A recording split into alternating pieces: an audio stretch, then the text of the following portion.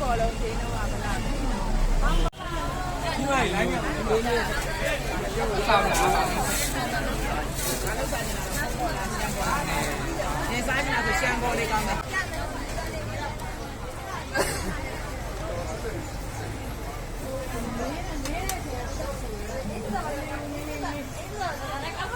ဒီလိုရတဲ့အချိန်ကိုနိုင်